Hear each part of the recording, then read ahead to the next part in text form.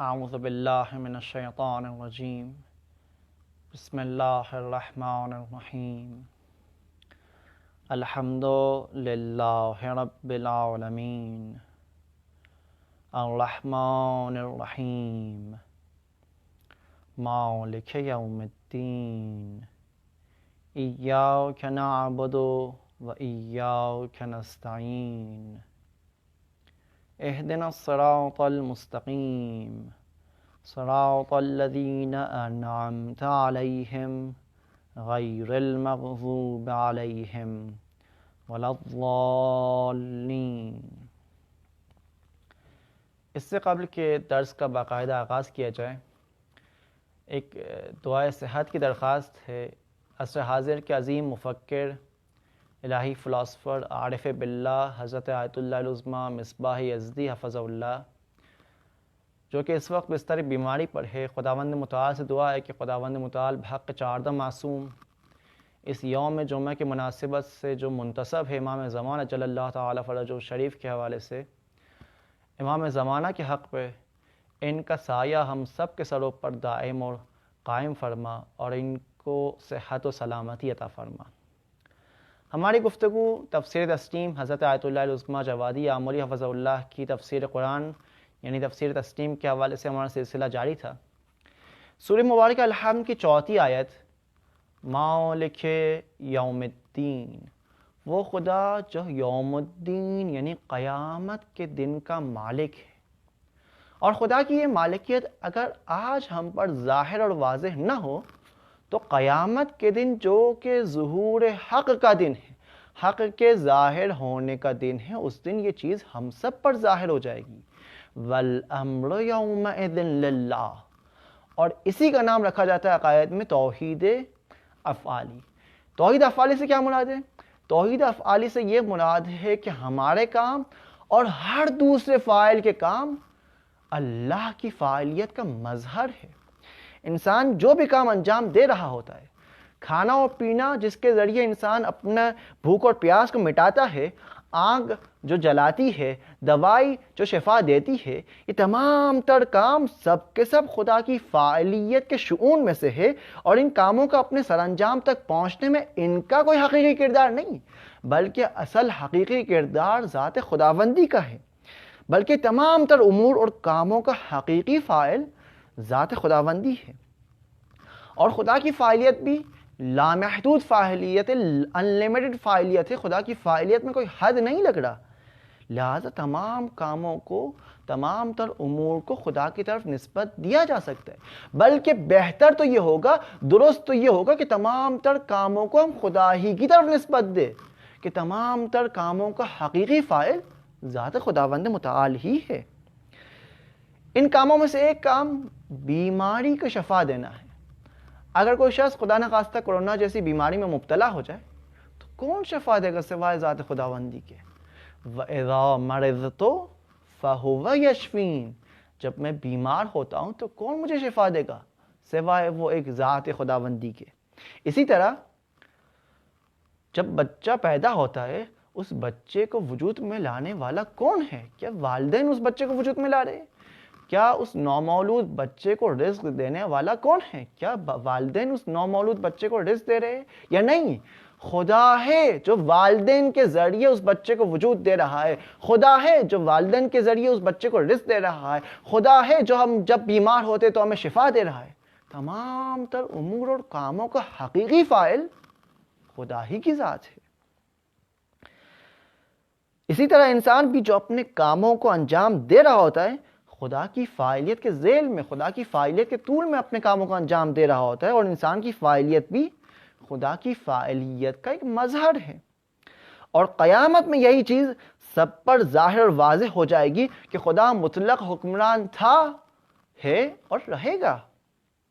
اور اسی چیز کی طرف قرآن مجید کی آیات اشارہ فرما رہی ہے۔ سورہ غافر کی 16 نمبر کی آیت، یوم ہم بارزون لا یخفی علی اللہ منہم شیء لمن الملک اليوم للہ الواحد القہار۔ اس دن سوال ہوگا کہ آج حکمرانی اور مملکت اور سلطنت کس کے ہاتھ میں ہے؟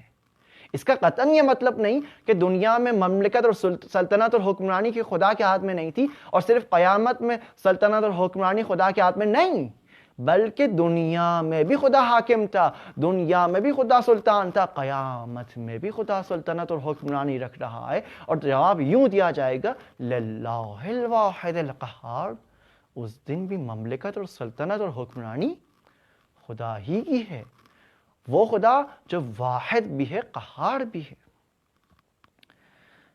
اسی طرح سورۃ طٰہٰ کی 14 نمبر کی آیت، فَتَعَالَى اللَّهُ الْمَلِكُ الْحَقُّ، اس آیت میں خداوند متعال کو ملک کے طور پر پہچانوایا جا رہا ہے کہ ہر جگہ ہم وقت صرف خدا ہی کی بات چلتی ہے۔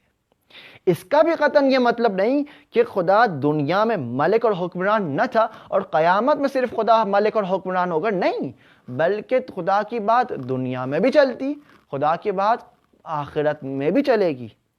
اور خدا جو ملک ہے، کبھی کسی کو ملک اور حکمرانی عطا کرتا ہے تو کبھی کسی سے ملک اور حکمرانی چھینتا ہے۔ مثال کے طور پر خداوند متعال نے انسان اپنے آنکھ اور کان کی جو حکمرانی خداوند متعال نے انسان کو عطا کی ہے، یہ خداوند متعال کی دی ہوئی حکومت اور حکمرانی ہے، سلطنت ہے۔ اَمَّن یملک السمع والابصار، کیا تم سمع اور ابصار، سننے اور دیکھنے کے مالک، خداوند متعال نے ہمیں سننے اور دیکھنے کا مالک قرار دیا ہے، لہٰذا یہ جو ہم مالک اپنے آپ کو جان بھی رہے ہیں، یہ خداوند متعال کی دین ہے، عطا ہے، جو خداوند متعال نے ہمیں عطا کیا ہے، جس کی وجہ سے ہم سن رہے ہیں، دیکھ رہے ہیں، اور جب چاہے خداوند متعال اسے ہم سے چھین سکتا ہے۔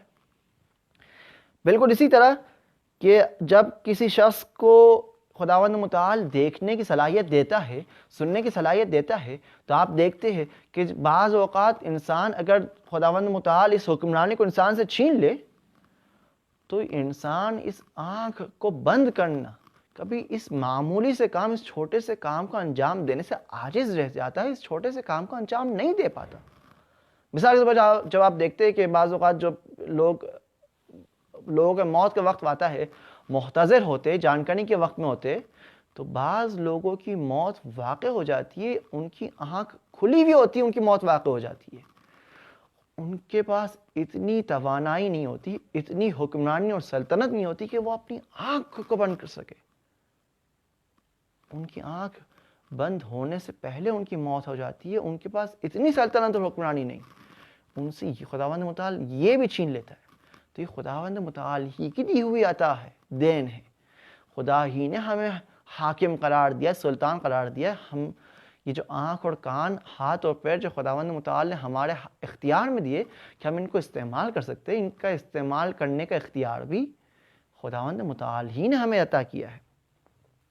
لہذا سلطنت اور نفوذ اور قدرت خدا ہی سے مخصوص ہے، اور یہ چیز قیامت میں ظاہر ہو جائے گی، نہ کہ حادث۔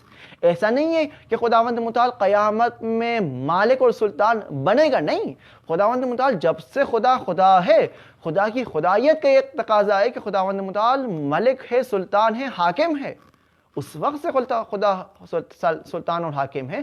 ایسا نہیں کہ خدا قیامت میں سلطان اور حاکم بنے، نہیں، بلکہ خدا کی یہ سلطنت اور حکمرانی قیامت میں ظاہر ہوگی ہم جیسوں پر، ورنہ وہ جو حقیقی موحدین ہیں ان کے اوپر یہ سلطنت، یہ حکمرانی آج بھی ظاہر ہے۔ وہ کون؟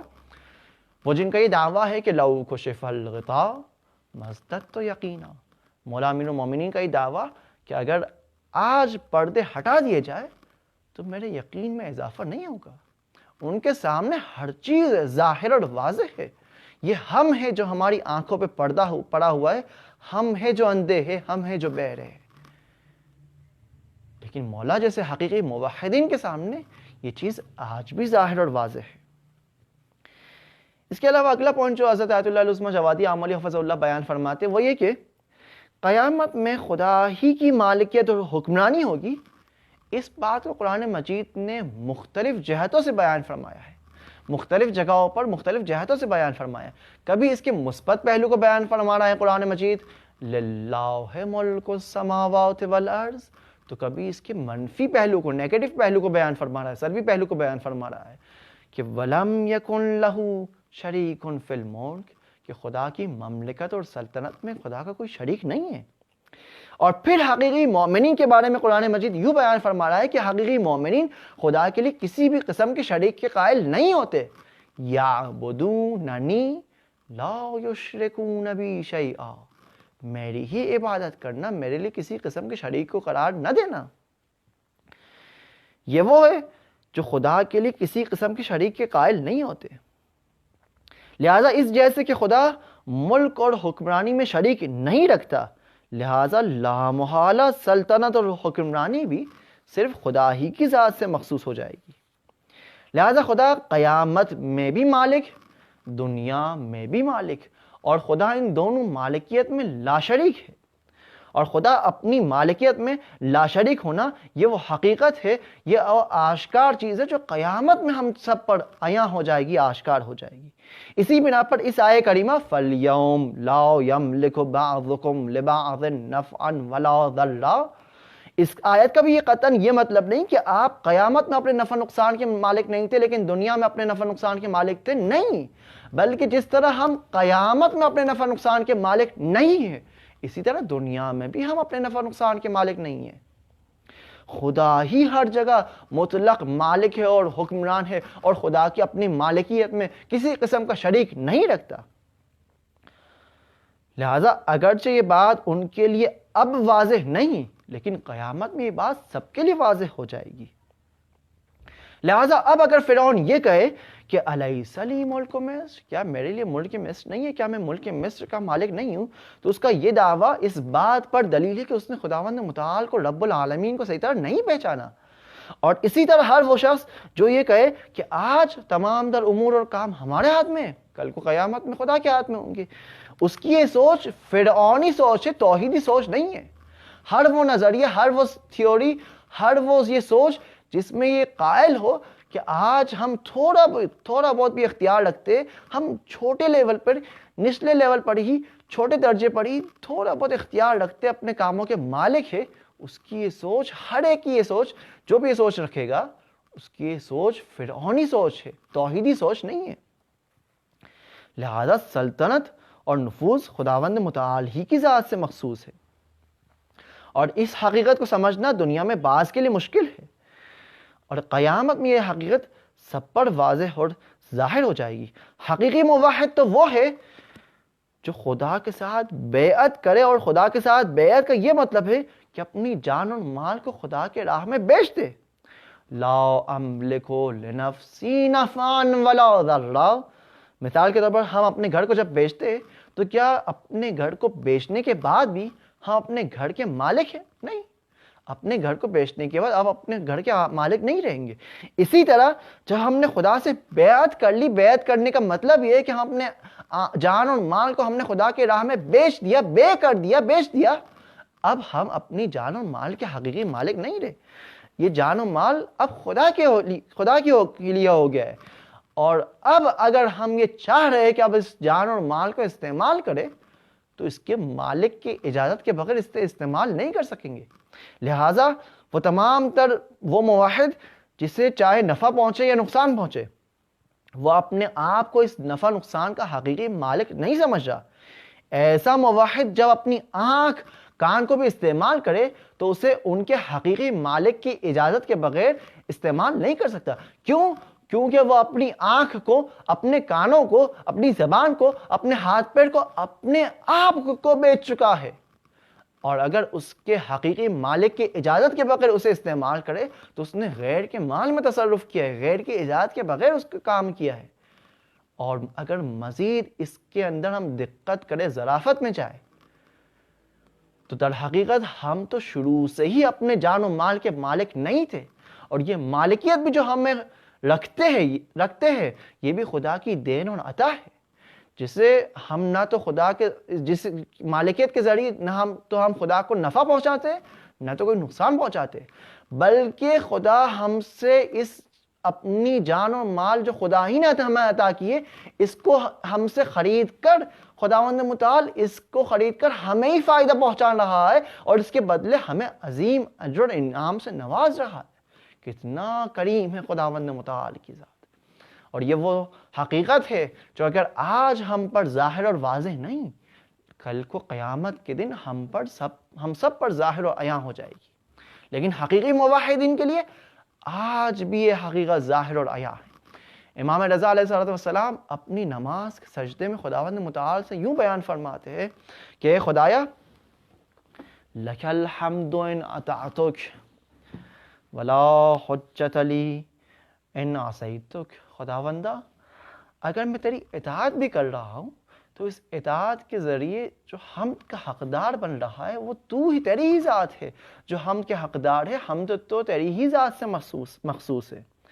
ولا حجت لی ان عصیتک. خدایا اگر میں تیرا عصیان کر بھی لوں تو میرے پاس کوئی عذر اور بہانہ نہیں ہے، کوئی راستہ نہیں ہے فرار کا. ولا صن علی ولا لغیری فی احسانک. جتنے بھی احسان تو نے ہم پر کیے، یہ تمام تر احسان، یہ تمام تر نیکیاں، اس میں ہمارا کوئی کردار نہیں ہے، اس میں کسی اور کا کوئی کردار نہیں ہے، تیرا ہی صرف کردار ہے. ولا عذر لی ان اسأت. اور اگر کوئی عصیان اور گناہ مجھ سے سرزد ہو رہا ہے تو میرے پاس کوئی عذر اور بہانہ نہیں ہے. ما اصابنی من حسنۃ فمن کیا کریم. جتنے بھی حسنے اور نیکیاں مجھ تک پہنچ رہے، جتنے بھی احسانات مجھ تک پہنچ رہے، خداوندہ یہ سب کے سب تیری ہی طرف سے ہے. تو نے ہی تمام تر نیکیاں مجھ پر کی، تمام تر احسانات تیری طرف سے ہیں مجھ پر. اغفر لمن فی مشارق الارض ومغاربها من المؤمنین والمؤمنات.